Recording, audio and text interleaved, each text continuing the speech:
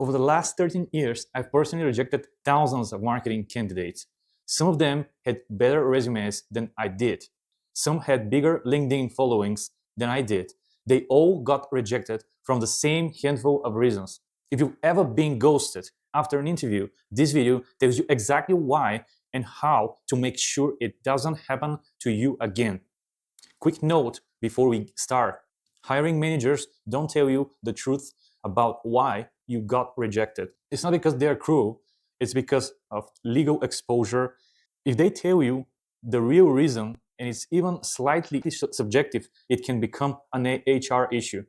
So you get the polite version. We've decided to move forward with another candidate. Or we found someone whose experience aligns more closely with your needs. Have you heard that before? That tells you nothing. I'm going to tell you the truth instead, the 5 patterns that show up over and over in the candidates I've rejected. Let's go. Pattern number 1. They couldn't explain their own numbers. I've sat across from candidates who on paper looked phenomenal. Managed 2 million in monthly ad spend. Cool. I scaled brand from 100K to 1.5 million monthly.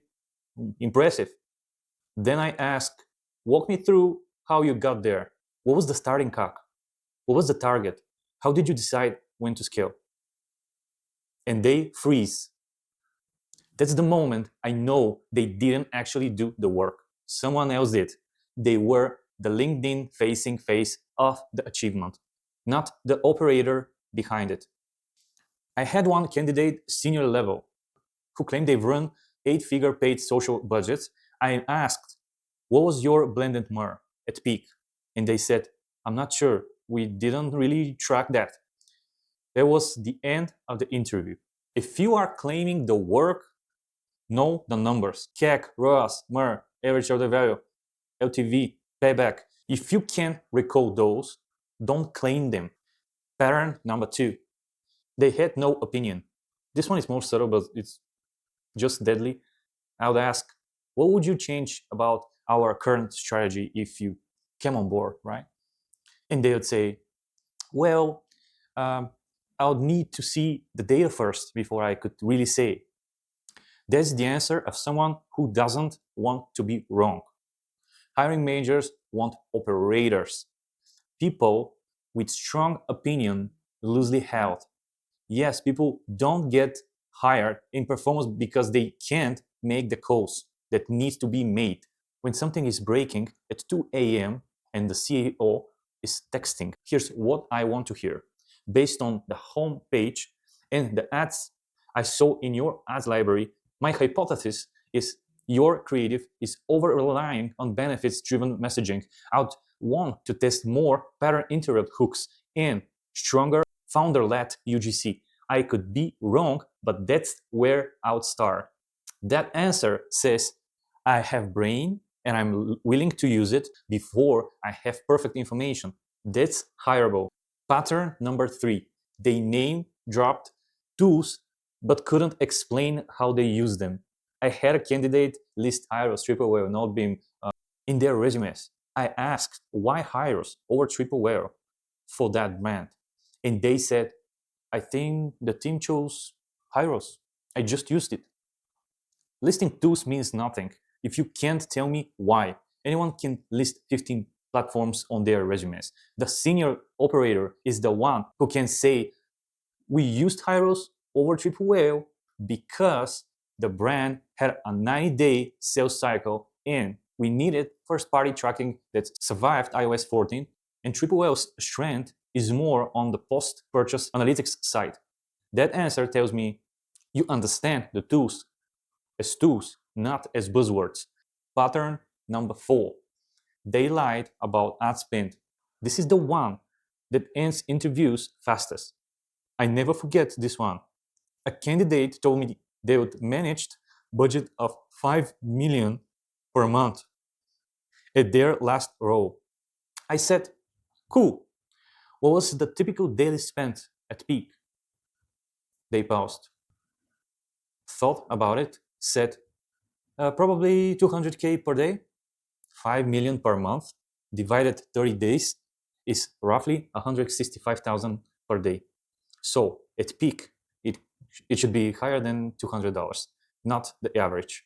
They didn't know that of the top of their head. I asked one more question. What was the average order value? They didn't know. You can't manage 5 million in monthly ad spend and not know the average order value of the brand. That number drives every scaling decision you've ever made. Either they didn't actually manage that budget or they were so disconnected from the business they weren't really managing anything. Either way, reject. So here's my rule for you. If you didn't manage it, don't claim it. There are senior operators in this industry who can sniff inflated numbers in 30 seconds or less. I'm one of them. Don't get caught. Pattern number 5. They had no questions at the end. This is the most common reason I reject candidates by far. At the end of every interview, I ask, do you have any questions for me? And the candidate says, no, I think you covered everything. Done. Out. Rejected. Here's why this is so disqualifying. The do you have questions prompt is your free shot to demonstrate strategic thinking. It's the easiest way to flip the dynamic and make me want to hire you.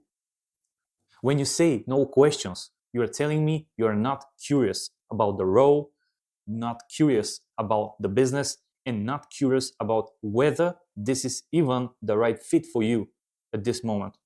You just want the job. Hiring managers want people who interview the company back. We want people who'd rather have no job than the wrong one. So here's what to ask. Pick 2 or 3 of those. What does success in this role look like at 90 days? The killer question. What are the biggest constraints on growth right now? Is it creative, production, attribution clarity, team capacity, or something else? What will be my challenges if I'm hired? What's the relationship between marketing and the CEO or founder? How involved are they in the channel level decisions?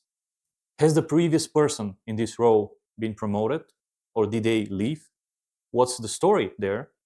Any of those questions will move you from fine candidate to strong candidate in the closing minutes of the interview. Move number 1, pre-interview research. Before you walk in, you should know the company's primary product, their pricing, if it's public, their main marketing channels based on what you can see on Meta Ads Library or searching on Google, on YouTube. If they're a direct consumer brand, you should know their average order value. Roughly from their site, you should have a hypothesis on their gross margin range. You should know their traffic from SimilarWeb. You should know what their top creative looks like. Most candidates show up having done 5 minutes of research on the About page. Don't be most candidates. If you're on this channel, you're gonna win this interview. Move number 2, the one question move. At the start of the interview, after the small talk, before they start asking you anything, say this. Before we dive in, I can ask one thing. What does the ideal hire look like for this role? Like, what does the perfect candidate solve for you? That single question reframes the entire interview because now you know what they are optimizing for and you can tailor every answer to that specific outcome. We are marketers. We gotta give them what they want, right? I've seen candidates ask this question and go from maybe to an offer in 30 minutes. If you've ever been rejected after an interview, this is probably why. Hit subscribe so you don't make these mistakes next time. In the next video, we're going back to fundamentals. How to answer the how would you scale our Meta account from 5K to 15K a day question. Most candidates list tactics. The right answer is completely different. So, see you in the next one.